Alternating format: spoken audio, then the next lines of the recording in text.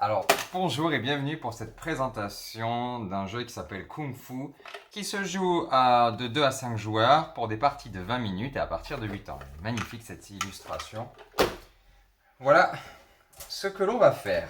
On est dans un jeu de combat dont le but est de mettre les autres joueurs à 0 point de vie, donc d'être le dernier survivant. Pour ça, chaque joueur va recevoir un petit plateau de jeu qui va lui permettre de définir combien, en plus de la vie de base, il va avoir au départ, à quel point il va être puissant en attaque, à quel point il va être puissant en défense, et à quel point il va pouvoir modifier les dés d'attaque et modifier les dés de défense, puisqu'on est sur un jeu de dés.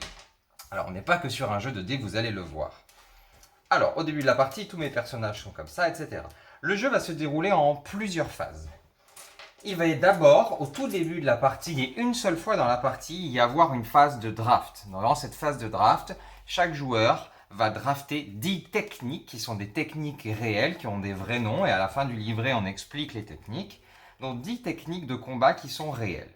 Ça, c'est la première phase. On va faire une phase de draft. À partir de cette phase de draft, on va pouvoir définir quel type de personnage on va jouer à cette partie. Alors comment on va le faire? C'est très simple. À chaque fois que l'on a drafté une carte, on a pris un petit icône ici. Donc ici c'est une goutte de sang, ici c'est des points des défenses, ici c'est un point d'attaque par exemple. Avec qu'est-ce qu'on va faire? Une fois qu'on a drafté nos 10 cartes, on va les révéler devant tout le monde et on va ajuster. Moi j'avais 2 gouttes de sang, donc ma vie de départ elle va être à plus 8. Au lieu d'être à 30, elle va être à donc 38. On va ajuster notre attaque, notre défense, et on va s'octroyer des points de départ pour pouvoir modifier nos dés. Une fois que c'est fait, le jeu peut vraiment commencer. Et comment se joue une manche du jeu? Eh bien, c'est très simple. Chaque joueur choisit en simultané, parmi ces 10 cartes, choisit 3 cartes. Ces 3 cartes que le joueur va choisir, on va les révéler tous en même temps. Et on va donc, la première phase du jeu va être de savoir qui est l'attaquant, parce qu'il y a un attaquant et tous les autres défendent. Alors, celui qui est l'attaquant, c'est celui qui a la plus petite initiative. C'est là que les chiffres servent. Donc moi, j'ai 6.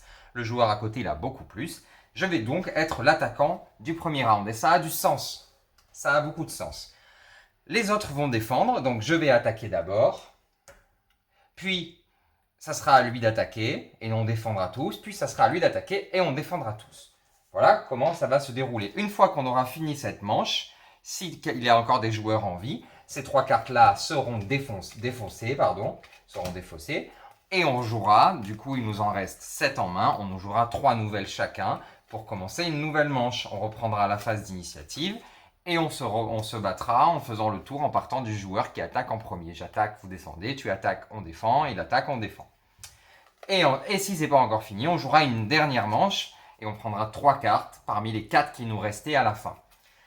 Alors, vous allez le voir qu'en fait, du début du draft jusqu'à la phase de combat, ce qui est vachement intéressant, c'est que tout a du sens dans ce jeu.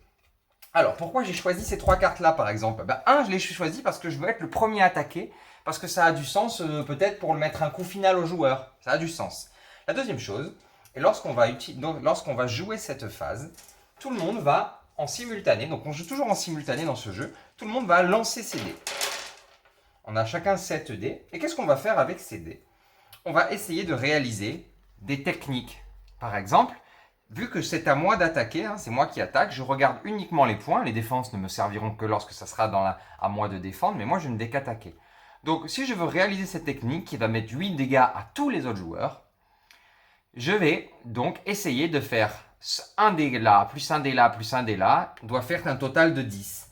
Donc je peux, et je vais les placer sur la carte. Donc par exemple, 5, 2, et 3, ça fait 10. Je vais donc pouvoir déclencher cette technique. D'ailleurs, je pourrais le refaire une deuxième fois. 6, 2 et 2, ça fait 10. Et donc, je serai à 8 et 8, 16. Je n'aurais pas utilisé ces techniques-là. Alors, peut-être que je peux trouver mieux à faire.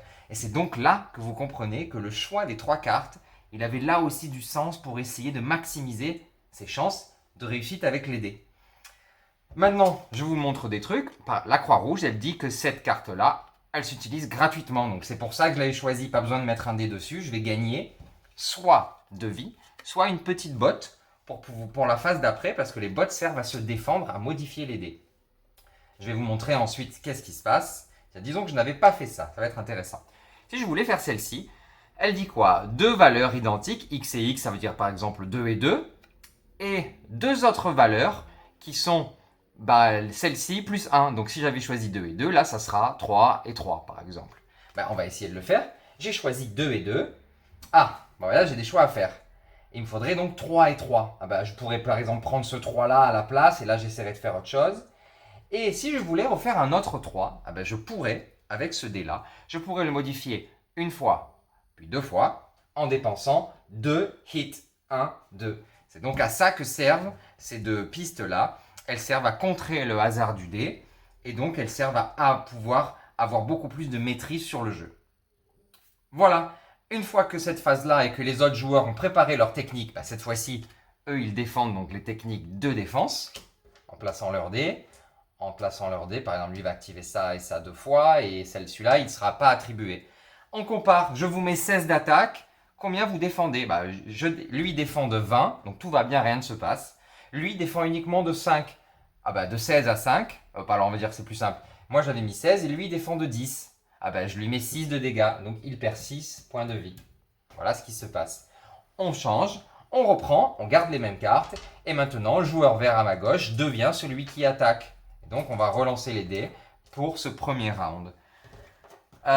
C'est vachement bien, j'ai été très surpris par ce jeu que je trouve très très agréable, surprenant à plein d'endroits. Tout a du sens. Choisir son combattant va renouveler la partie. Regardez la multitude de cartes, de techniques de combat qu'il y a. Alors j'ai pas encore joué à 5, mais je pense qu'à 5 en simultané, ça doit être très très agréable d'essayer de pouvoir attaquer les autres, se mettre dessus. Je pense que c'est très très très bien. Et donc chaque phase a vraiment du sens. Et c'est ce qui m'a beaucoup plu dans ce jeu. Avec lequel plein de choses sont mélangées, c'est très accessible pour autant, le matériel est assez minimaliste finalement, quelques plateaux, des cartes et 7 dés par joueur, des petits dés de ce format là. Voilà, j'espère que ça vous aura donné envie. Si vous voulez essayer, c'est sur Tabletop Simulator et c'est disponible avec moi. Je vous remercie, à bientôt.